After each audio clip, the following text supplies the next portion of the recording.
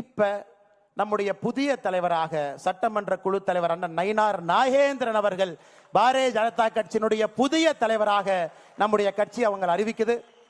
அண்ணன் தருண்சுக் அவர்களும் கிஷன் ரெட்டி அவர்களும் ஐயா அவர்களுக்கு அந்த சான்றிதழையும் அவர் வெற்றி பெற்றதற்கான அந்த சான்றிதழை கொடுக்க வேண்டும் என்று அன்போடு கேட்டுக்கொள்கின்றேன்.